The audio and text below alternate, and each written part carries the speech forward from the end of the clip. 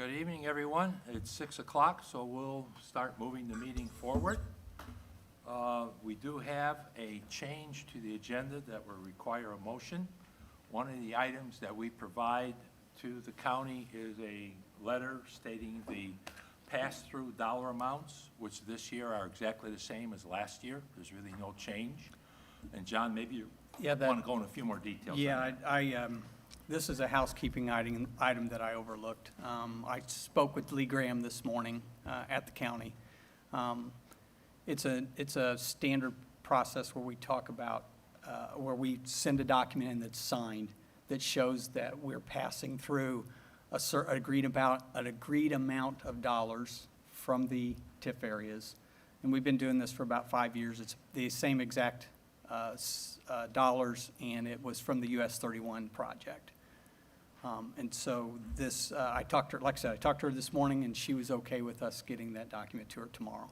Yeah, the original document was due on June 15th. That's so we were correct. late. And I just missed it. A date change next year will be April 15th, Yep. John?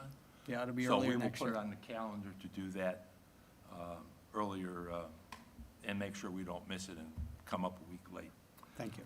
So we need a motion to act on the housekeeping item that John just mentioned. I have a motion. So moved. Okay, motion by Doug Holtz. Do I have a second? Second? Okay, second by Jill Doyle. Any discussion? Okay, if not, let's take a roll call vote. John, please. Aye. Aye. Aye. Okay, motion passes. Thank you very much. First, let me welcome Linda to our commission. Welcome. Nice addition. Appreciate that. And she has already been sworn in prior to the meeting, so we've got that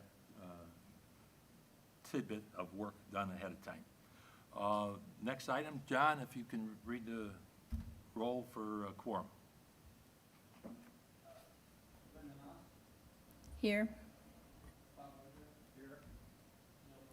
Here. Here. Here. Also Jimmy Cox.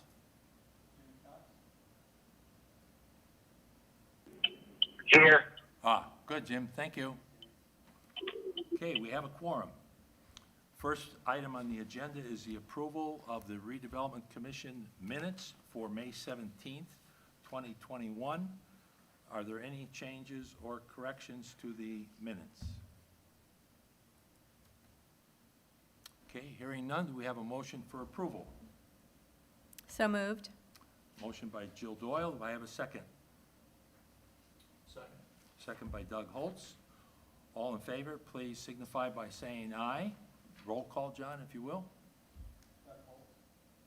Yes. Aye. Oh, okay, fair enough, Bob. Thank you for that reminder. Linda, obviously, weren't part of the meeting. Aye. Passes 3 with 2 abstentions. Passes 3-0. Okay, approval of claims. The claims, everyone should have seen a copy. It's basically 2 bond payments to Regions Bank. Is there any questions on these 2 items? These are due July, correct? That is correct. Okay, good. Okay, if there are no other questions, open for a motion for approval of claims. So moved. Okay, motion by Doug Holtz. Do I have a second? I'll second. Second, Bob Beaudry. Thank you. All in favor, please signify by saying aye. John, would you please take a roll?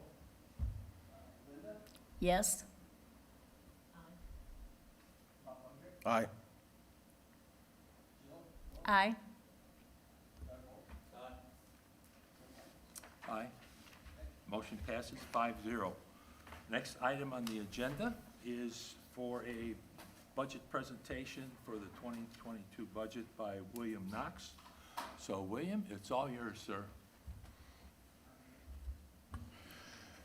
Good evening, Commission members. For the record, William Knox, Grand Park Director. I'll pull this up. And this presentation is really to set the stage for the budget conversations we'll have over the next few months as we get to the point where we can get an approved budget. Sometimes I often have to step back and look at this myself, knowing that we've developed something that's very significant in the space of sports tourism throughout the country. So these are just some stats nationally, but one of the most telling is the $103.3 billion in business sales when you include the direct and indirect impacts for sports tourism related activity. And just a reminder, when we speak about sports tourism activity, that does not incorporate any of the collegiate sports or professional sports. This is primarily youth driven travel for tournaments and activity outside of professional, collegiate, and semi-professional sports. So we've carved out a fairly significant piece of the pie in this space over the last few years, and I'm excited to kind of share with you some of the things we're doing now as we prepare to get ready to go into the budget discussions, like I said, over the course of the next few meetings. From what I understand, you guys will gain access to our new platform that we're using for budget this year, which is OpenGov. That platform currently now houses the proposed budget line by line. What I'll show you today is just a very high-level view.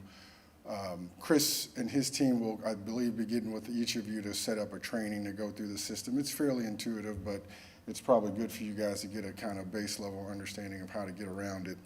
All of the budget items that we've put in have notes, so you'll be able to kind of see what they are. We are currently also working with the Clerk Treasurer's Office to realign some of the budget line items. When we started Grand Park in 2014, the activity looks completely different than where we are today. So we want to make sure when we provide reporting, it accounts for the expenses and the revenue in the categories that they're brought in. So we'll go through that.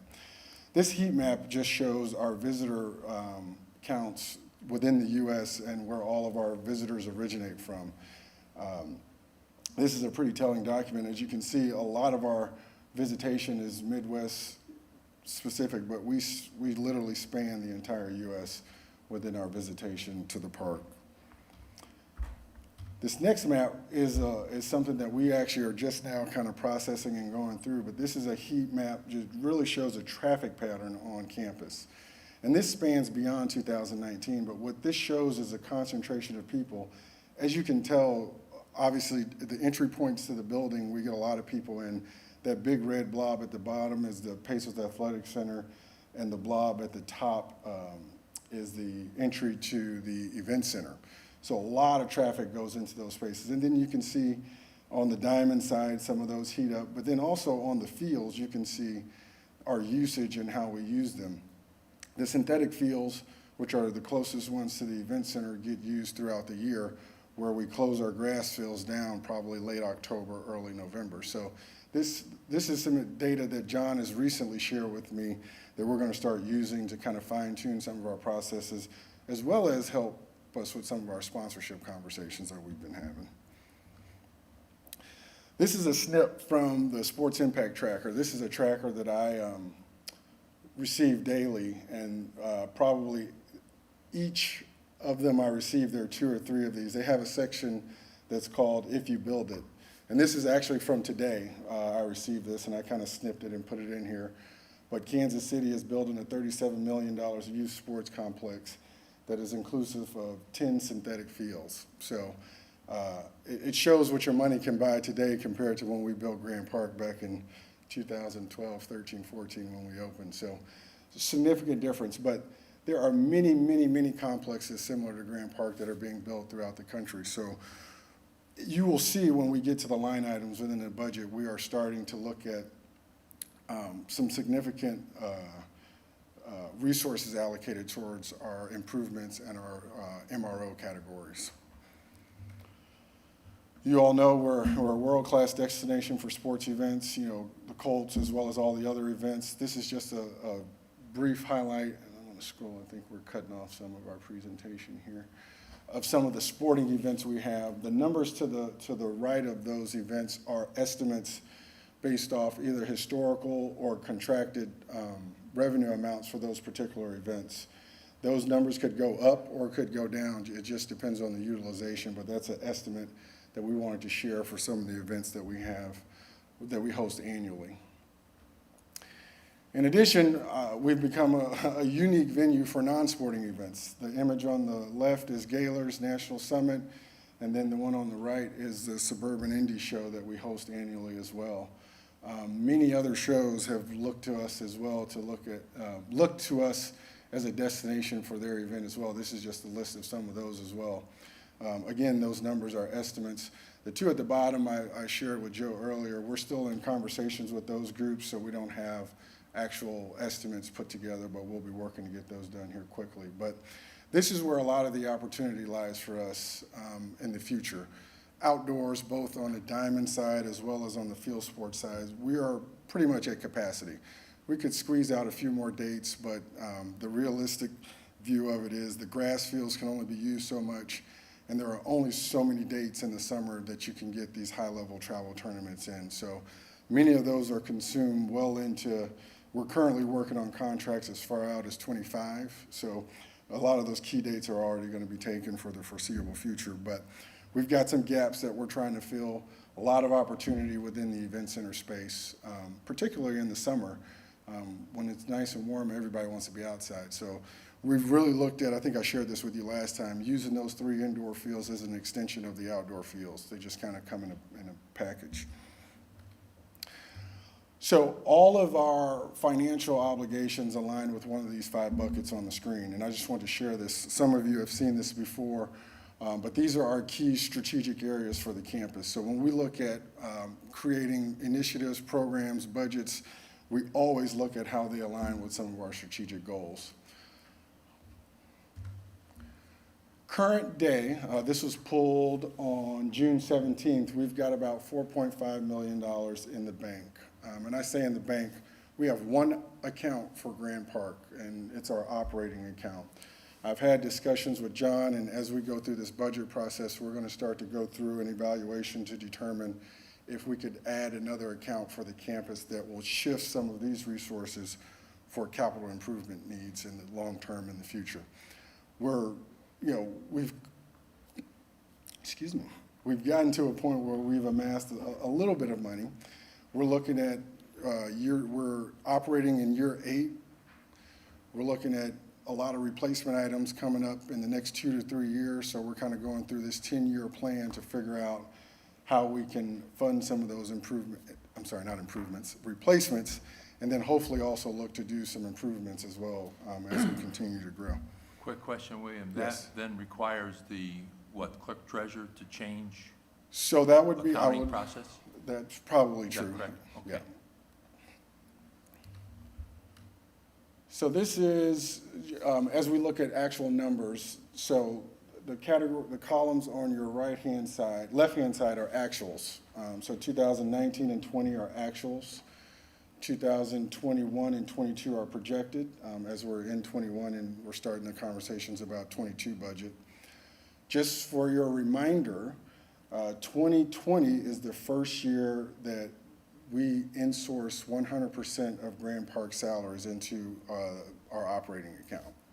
So that's where you can start to see the shift in some of the finances. But if you could look at 2021, and obviously also 22, we're projecting net profits as well as we kind of go into some of the different items. What I will share, and I'll scroll down, this is what we'll start to get into once you guys are in the budget system and can kind of understand what the line items look like. We do have an updated staffing plan. As I've mentioned the last few months, we are going to insource some positions that were originally outsourced to clean up some things there. We are allocating additional resources to MRO, our maintenance, repair, and operations account. Just today, I had an email that included 5 items that totaled about $120,000. And typically, we only fund that account to the tune of about $150,000 annually. But as we start to grow and age, we're going to have to allocate more resources in that bucket. The promotions line, we're going to increase some capital improvements needs. We significantly reduced our contracted services and then also our operating supplies. So once you get into the budget, you'll see a comparison from 21 to 22. The 21 budget that's in the system currently is what I call our COVID budget. So it is a scaled-back budget. It did not account for all of the revenue and the expenses. So it wouldn't be a fair comparison to look at just those numbers compared to 22, because you'll start to see some sharp increases. But once you get into the budget, we'll have plenty of time to kind of walk through it. I'll be able to walk you through it and go through different questions that you may have to get you a better understanding. But I wanted to at least share this high-level information, take questions from this body to understand what you'll be looking for, and then I'll be prepared to kind of go through the budget in total with you, hopefully during our next meeting after you're trained in OpenGov. And I think it's important for us to remember that the 2020 was basically a 7th month of operation. Yeah. Because the first 5 months, Yep, so we shut down March 16th, we reopened with very limited capacity in May, and then we kind of scale back up from there. which is why you see the difference of a much lower revenue Yeah. and expenses both. Yes. Yep. I commend you for having a profit in Well- 2020 under the circumstances you were working in. Yeah, That's so awesome. I'm fortunate to work with a lot of different individuals in this space and several other venue operators, and I will tell you, none of them had numbers like this. And it was a result of us being in a very unique position. We transitioned away from some of our contractual obligations because we had an opportunity to do so. When we reopened, we performed a lot of that work with the existing staff, and while it was taxing, we got it done. And now we're just looking to kind of just realign things such that we can get back to some normal operation. Appreciate that effort, William. You too No also, problem. Todd. I know it's a team effort out there. Yes, it is a team effort. I could not do it by myself, for sure. But that's, oh, go ahead.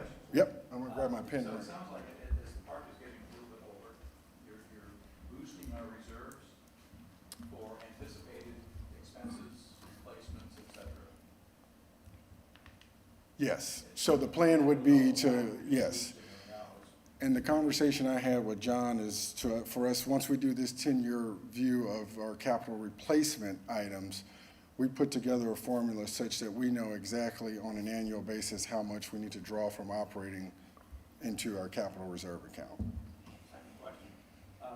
You're getting some larger events. Mhm. Recognizing what happened over the last few years with COVID and pandemic and everything, what type of provisions are you making or are you considering for event cancellations? Yeah, so we've worked with our legal counsel to update our agreement. A lot of what we already had in our original agreement covered us from a force majeure and things of that nature. The cancellation policy we have tweaked. We've also looked at the payment schedule. We've rearranged the payment schedule such that we get more of the revenue on the front end. And unless there is a state or federal mandate that closes the park, we stick to our schedule refund policy. If there is a mandate that does close or alter numbers for those events within the park, that's when we can work with them to figure out a different plan. I have a couple questions. Go ahead. On this new open.gov system that we're gonna get trained on, will that track, like each event you hold out there, like the shows and stuff like that, will it track like the revenue coming in and the expenses that were attributable to that specific event? So there's a way to see what events were positive and Yeah. like an example would be recently you guys had the concert out there. Okay. So was there any damage done at the concert, at the Grand Park Event Center during the concert that needed to be repaired? Things of that. I mean, is there any kind of, does it reflect that in that report? It does not. Really, this is just a high-level review. So it'll be a category of field rent, and that bucket will be populated with all of our field rental revenue that goes into that. So the way we built out the rate card for the facility, there's margin within our rental rates. So, for instance, for the event you're referring to, their rate for the venue was about $525 per hour per surface they were using. Within that $525 per hour, there is margin in there for our profit within that. Many times what we do is we look at, and that rate card was most recently updated 2 years ago. We're looking at doing another update in a year. The way that we look at it is, our margin in there and within that rate structure, as well as all of our ancillary services that we provide. So if I have staff on site to help operate an event, it's $25 an hour that they're charged, which covers our expense as well as gives us a little profit margin there as well. We don't typically do an analysis per event that does a profit loss mark, because we're a rental venue, so within our rental rates, we know we're making profit based off of how we set them. So you basically operate like the convention center Yeah. downtown? Yeah. Or the fairgrounds, or whatever? Now, if we ever entertain, which we are starting to do, we now own and operate a football league. So that football league, we do a normal performer that shows revenue versus expenses, net profit, because we know that there are some varying expenses within some of those. I just wondered if you track, because if there is like something that happens that kind of, Yeah. or, Yeah, within the agreement, so for that one event, during load-in, nothing happened during the event. During the load-in, one of their backhoes bumped up against our concrete wall. By contract, they have to pay for it. It was $600, so we sent them a bill for $600, and they covered it. And then the other question, under the budget highlights, it was under updated staffing plan or something about promotional increase in resources, or no, increase in promotions line. Yes, What does so that that's mean? our marketing and advertising. So our digital print advertising, we're going to increase. I think historically, we've had $10,000 or $15,000 allocated in that space. We're going to increase that because originally we were only focusing on sports events. Now that we're looking at it, well, not looking at, now that we've expanded to be much more inclusive and looking at operating the event center as a true event venue, we're going to start doing some marketing and advertising in that space. So you're as not well. maxed out there? No. Yeah. Not even close. Yeah. Yeah. Excuse me, is that through LST venues, or is that your booking? That's yes. Okay, Yep. So, and the venues agreement expires as of December 31st of this year, and those two positions are the ones we're looking to insource. And that'll be included in the updated staffing plan. thank you. Okay, go ahead, William. That's it. This is questions and answers time. So if you have more questions, feel free to Well, continue. I have a couple of comments. I noticed in that Kansas City blurb, I liked something that I saw, that they have events for children with special needs. Are we doing anything at the park for kids with special needs? There's a lot of, Oh, go ahead. people and groups like that we could serve. Yes, we have accommodated groups that have special needs uses. We did not design the facility to particularly focus in that area. Some of the new venues that are build what they call miracle fields or fields for hearing impaired individuals. We can accommodate those uses. Actually, we had a visually impaired baseball group that came out and used the facility. We can accommodate them. The venue is not specifically built for that purpose, but we can accommodate. We can adapt. Yes. Can we have, a day or a special time for some of these? We could. I mean, we're working on next year's budget, so I think that would be something that would be great for our community to offer. I guess you already asked about that concert, that May event. It's interesting to know when we do something like that, is it successful? Yes, and that one for us was a very short window to get it Yeah. pulled together. And then as we learned more about the event opportunity and why we were looked at as a host location, there were 4 other locations that they were evaluating. They just fell in love with the space when they walked in with us. And as we pulled everything together, this was a first for us. I think the only other event where we rigged in the space was during the mayor's Yellow Tie Ball, back when we opened the building, probably in 16 or 17. So this was the first concert, and it was a success for them, and it was a success for us. And I told Mayor, if we did this event for free, it would have been well worth it for all we learned. But we did not. We did generate a profit for the event, but my staff learned a tremendous amount in that space. And the sound engineer from that event said to us at the end of the morning, Not sure if you wanted to be on the national stage, but you are now. People will start to look for you for these type of events in the future. So we'll probably entertain more of concert events in the future, depending on kind of how it comes together. We had the security and the facilities, and we just didn't run into any major issues No. doing that. So we had, in addition to 2 security teams, also Westfield PD was there. So yeah, there was, from that standpoint, we had no It was issues. good, okay. Now, I noticed when you had the revenue numbers up there, I thought your Q1 report said that revenues were up in Q1. I think you gave that a few meetings ago. For 20, For one? 2021. uh-huh. So is that because it's heavily front-end loaded? Because I see that that is lower than 2019. Yep. So what are you? So because of the way that our payment schedules are, depending on when we receive the funds, so the way typically what we do, you'll pay a deposit and then you'll have a payment schedule that could stretch out as much as 4 to 5 payments. Depending on when that activity is contracted will determine how that schedule lays out. So we are right now, most of the original agreements for the park expired in 20. So we are right now rebooking from 20, like I said, through 25. So that's kind of resetting that payment schedule a little bit. So when we look at quarter, and this is, last year was the first year we tracked quarterly. This year, we'll start to see how that looks as it relates to, but from the revenue side, it will bounce around a little bit just depending on when those contracts are signed. Okay.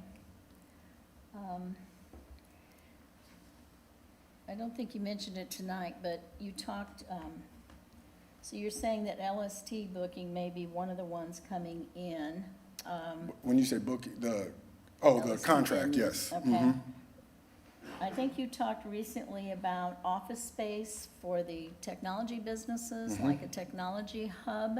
Research and Development Hub. Where does mhm. that fit in here? Are we giving these spaces? Are they renting these spaces? And then my question, if the Colts like the whole, they want the whole building, Yep. how does that work? Yeah, so any agreement, so we currently have 3 tenants in the space already, and within all of their agreements, there's a clause in there that stipulates that they have to exit the building for about a 6-week period during Colts training camp. Okay. That will also be true with these Research and Development Hub opportunities. Currently, the space that we occupy on the 2nd level of the event center is where those offices will be housed. And it will all depend on how we structure our deal with the individual companies.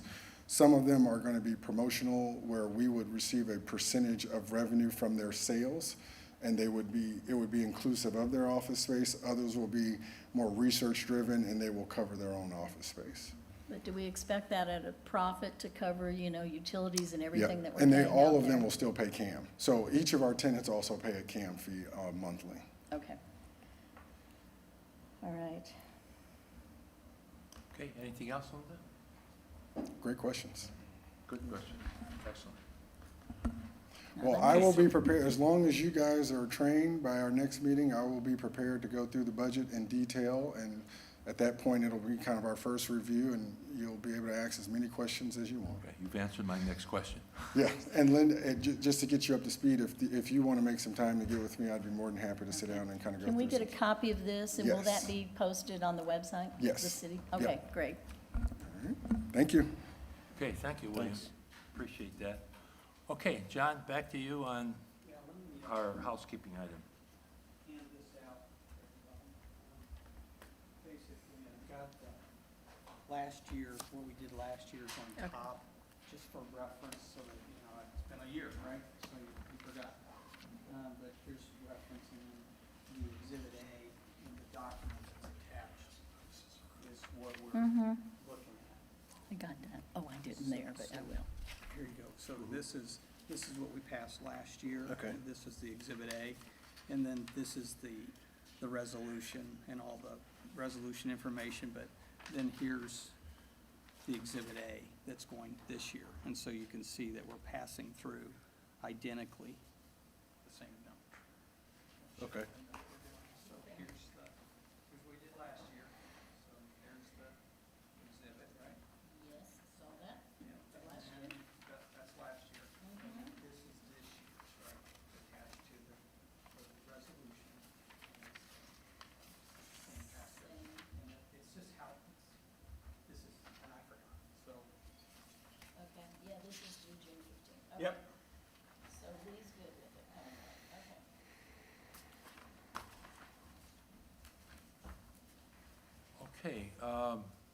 Again, with the housekeeping, do we have any questions for John? Again, we should have done this a little earlier, but we'll put that in the calendar for certain for next year, and we have to accommodate, of course, a change in the date, as I mentioned earlier.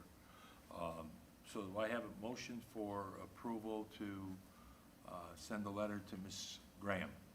Can I request that we get a copy of that, John, before we actually deliver it? That we're gonna send? Yeah, the copy, once you Yeah. update the, perfect, Email that to each of the commission members. That's, Scan it, email it to everybody? perfect. yep, that'd be great. Good point, Jill, thank you. Okay, do I have a motion for approval of sending the letter to Ms. Graham? So moved. Okay, motion by Doug Holtz, do I have a second? I'll second. Okay, second by Linda Linda Nass. All in favor, John, please take roll. Aye. Aye. Aye. Aye. Motion passes 5-0. Thank you, we have that one completed. John, do you have any other additional business before the commission? That's all I have this evening, Joe. Yeah, there is one thing I would like to address that, quite honestly, bothers me. Bob, you sent out a question in regards to getting the agenda and the like, and I think Joe responded back to you in regards to some of the other boards that receive their agendas. City Council, I know, has a pre-council meeting. Correct me if I'm wrong, President Johns. You meet on a pre-council meeting on Wednesday morning prior to the Monday following, and then most of the stuff is then linked in that agenda. Obviously, there could be others that get linked a little later during the course of the week. And you requested, Bob, that we get a week to review this stuff for the RDC, and I'd just like to understand why you need that much time to review. Well, I think it's just for several reasons. First of all, some of us work during the day, and some of us run businesses that are not just 8-hour-a-day jobs. That's, Understood. so, you know, and it depends on the month. Like, this is a light month, but a couple months ago, it was a really heavy month. You don't really have a lot of opportunities to maybe ask questions, whether, you know, it's reaching John or Todd or anybody else. You know, you want to gather as much information or have as many questions answered as you can coming in before you actually, you know, get out here and ask a dumb question or waste There's no people's time. dumb questions, Bob. Any questions? Well, I'm just saying, Yeah, to I know what me, you're it would saying. just, it would, you know, like, I get here at 6 o'clock for the meetings. I mean, my business is on the west side by the Sure. Speedway. So, and that can be challenging at times, but that's my problem. It just, you know, I just thought that it might make it easier and a little bit more efficient, not only for me, but for everybody who has other things going on that, you know, may preclude them from having, you know, I travel too. I don't know if anyone else here travels for a job or anything, but, so that was my thinking behind that, and I thought it was I guess reasonable. my pushback to that, Bob, would be, Yeah. you know, city council, I think everybody's employed there except perhaps Joe Edwards and Cindy. So they have agendas that are 3-4 pages long, much deeper in the documents that they have to review compared to what we have to do. So, you know, I have always, and I think you guys, you would verify that, Bob, I've always said, when I've sent information out on Thursday, Friday, even sometimes on Saturday, Right. if anyone has any questions, call me. You know, call me on a weekend. I mean, to me, while it's not as, certainly as a large role such as the city council would have, I'm serving a community, and as far as I'm concerned, I'm 24/7. If I'm going to be on this commission and do my job, that's the kind of dedication I have to have. If there's issues that you have that can't allow you to do that type of service, then maybe you ought to give it some thought as to what else you might want to do in regards to being on a commission or not. I don't think that most of the stuff that we have, and you've seen it now for a year and a half, Bob, a little bit longer, well, about a year and a half, and there are a lot of repetitive things. We have the resolutions in the formats of the resolution. You know, you can skip through the whereases pretty quickly until you get to the meat of the particular resolution that's involved. Because the whereases are just giving you a history. Well- prior. So, all I'm saying, when I said that, those of us who actually read over, analyze, and seek answers require a week, I mean, it's kind of insulting, I think, at least to me, I'll let the other councilors, the commission members speak for themselves, that we can't handle it in a 3 or 4 day basis. Well, I think I'll answer it like this. I think it's proven in the past, just because things have been done a certain way in the past doesn't mean that's the way it has to be. If things need to be added into a meeting last minute to whatever, apply to the agenda, that's a lot easier to respond to than getting a big packet of stuff 2 days. And if you get it 3 or 4 days ahead of time and 2 of those are on the weekend, you have like no opportunity to ask questions over those 2 days Sure of the you do. weekend. Call me. No. Well, maybe it may not be for you, it might be for John. Well, then I'll call John and I'll get an answer from John. I think it's been proven there's been a lot of things that have been done in the past that aren't necessarily, the way that things should be done. And so, we're addressing that, and I'm well within my right to at least request that.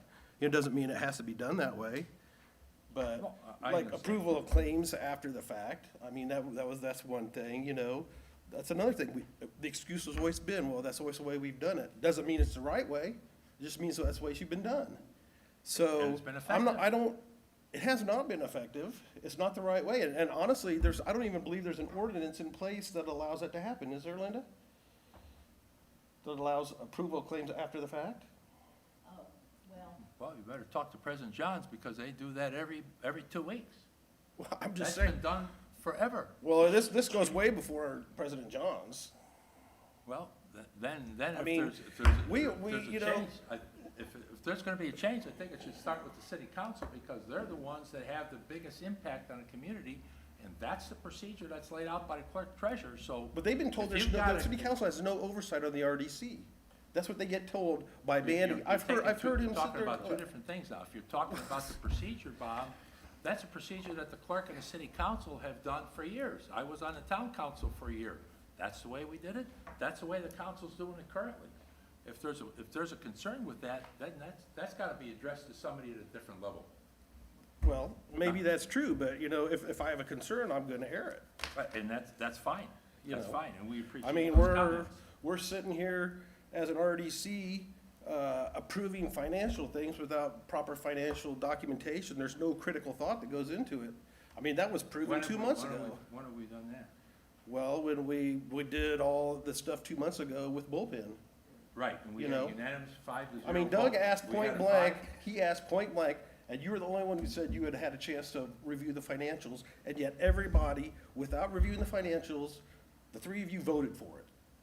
They had no. We pushed it out, Bob. We pushed it out at a motion That's right, that you you pushed it made. out. It doesn't mean that it was Motion that right. you made, we pushed that out to the next meeting so that everybody can get that documentation.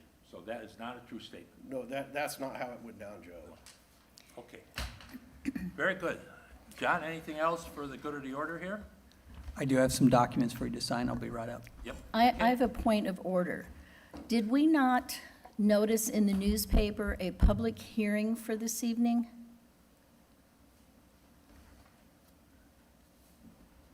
Why would we For- have a public hearing?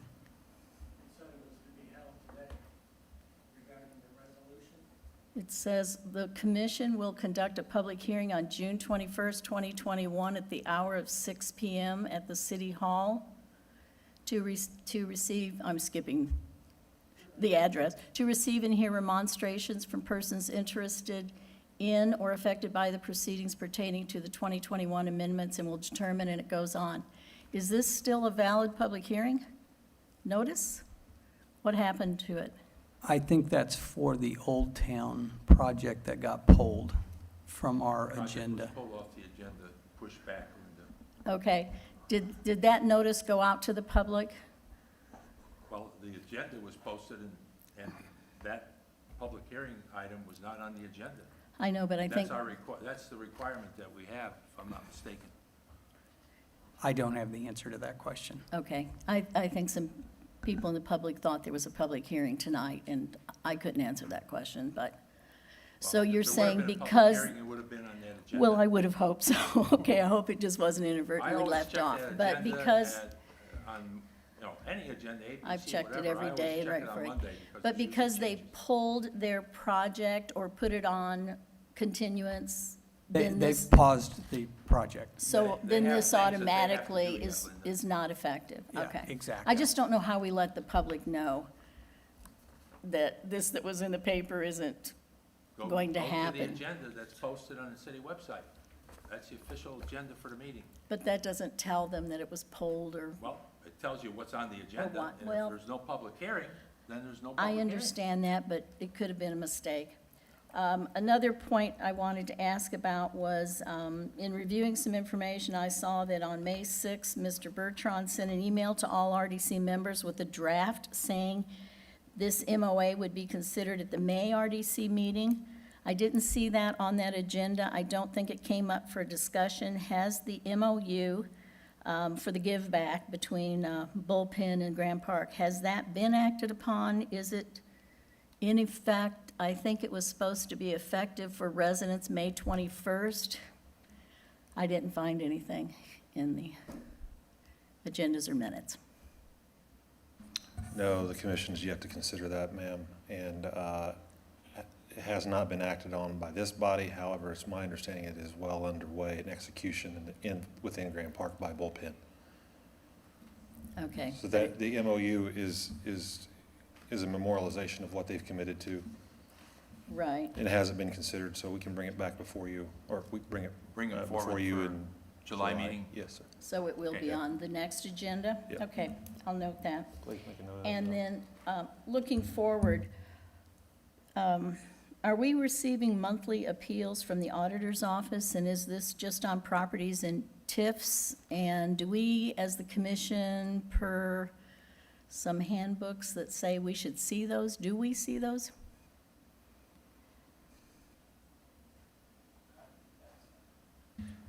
They are distributed to all the taxing units, to all the, I believe even the clerk's office, all the overlapping taxing units. You can see those. They're a matter of public record. We review those. They're all appeals, by the way. They're not segregated out just to RDC. Okay. They're residential, commercial, all taxing grades, if you will, 1, 2, and 3 percenters. We pay attention to those with scrutiny on certain outliers. We don't do anything relative to residential appeals, but certainly anything that's 2 or 3%. We have a tax attorney that reviews those and oftentimes represents the city in front of the auditor's office. And if it gets to the level of the PTABOA, Property Tax Appeal Board, we are represented there as well to perhaps challenge that. I give you an example within the TIF district, it's Culver's, so I'm not disclosing anything that's proprietary or confidential. This is probably 2 years ago, applied for an appeal. We objected to that, they withdrew their appeal. So they're certainly made available or can be accessed by anybody for that matter. How would we go about getting those? We can make sure that either I can distribute those, John, or the clerk's office, because they are addressed to the clerk as the financial office. Correct. But they're listed as something that the commission's supposed to be looking at, so. Yep. I'd appreciate getting a copy of those. And then we get a TIF neutralization worksheet coming up, maybe August 1st or before August 1st. Will we get a copy to see that? Yes. Thank you. And then, when does the commission, it's appropriate for the RDC to provide notice of the date, time, and place of the presentation to all the taxing units that have territory in the Redevelopment Commission. I remember the meeting you did, and then you had Brian Toma Michael come in and do that. But is it a meeting where, as it said, we're supposed to send notice to all the taxing units? Yes. When do we do that? Is it different times? I haven't scheduled it yet. Okay. So I'm working with Brian to get one scheduled. And will it be like on one of our agendas upcoming? It clearly will be. As a matter of fact, Joe and I have even talked about, we may have to have a special meeting just for the overlapping unit. Just for that? Just to make sure we allow enough time, and they'll probably be on a Yes. different day, just to make sure we allow enough time for all the units Great. to, ask questions or whatever needs to be done. And I understand what Bob was just saying, because sometimes the agenda is a little light, but sometimes the agenda gets pretty heavy and it's a big issue or something that needs to be discussed, and just so we can get those documents ahead of time to review them and get our questions and information together so that the meeting doesn't get drug out too much. And what do we do if the meeting, I know we're on a kind of a time limit for those meetings, so what do we do if discussion goes We into try the to keep it hour within- plus? Within the hour, I guess, stay on point. We try not to jam in too much, that, especially if there's some heavier duty stuff that needs to be dealt with. Some agendas can be heavy, but they would generally be subsequent actions to the original resolution and declaratory resolution and so on. So the information that you receive will basically have the information that was decided upon at a prior meeting, and then it's just another step in the process, but it's not gonna be brand-new information that you're gonna have to really. That's never been deep- seen. Say, okay, so you have a resolution, you have a declaratory resolution, there's some action the APC may take, then it comes back to us and so on, but it's not gonna, Union Square is 17 steps, and we're a good part of those 17 steps. Right. But again, the information, if you follow the first one, it really shouldn't take that much to review Okay. going further down the road, because it's basically an approval of what action has been taken in between those particular steps. But if we got in a case, we could table something or extend the meeting or not adjourn and continue the meeting a week or some other date selected? Yeah, I This mean, body could do that? We can adjourn it to say, let's say, later in the evening after APC gets done. They have a Okay. very thin schedule tonight. They'll probably have a shorter meeting than we will. But those are all things that we can look at. We try not to overload the meeting. John and I kind of coordinate that to make sure that we're still meeting our obligations of what needs to be dealt with, but we're not going to just go deep. Okay. And sometimes it just requires some additional information to be sent out ahead of time, and we try to do that more than a week ahead of time if there's going to be something. It doesn't happen very often. Okay. Like And something earlier. I noticed probably a couple meetings ago, things got to the point where the lawyer didn't want things discussed, and it had to do with some of the BPT stuff. But I'm thinking, we are allowed to have executive sessions. Would it be a good point at some time? And maybe with this upcoming budget, if there's anything that's questionable or proprietary, that maybe we have an executive session to discuss If it's those necessary, that can be items so scheduled, that yeah. If we it's all necessary, understand we it? schedule. Okay, but those do But have to be, that's those where have to the be attorneys scheduled have and to give us noticed. the direction on what we need to do. Well, yeah, he was kind of saying at that meeting that, That's not our call, it'll be an attorney's call. to say, Okay. You have to discuss this in executive session, and then you have to take the and we have to action of what schedule we're the meeting with executive further session at discussion. least 48 hours. Okay. Okay, anything else, Linda? No, thank you. Questions? Okay, John, anything else for the good of the order? No, sir. Okay, meeting is adjourned. I'd like to make a comment. Not open floor. Well, I'm gonna make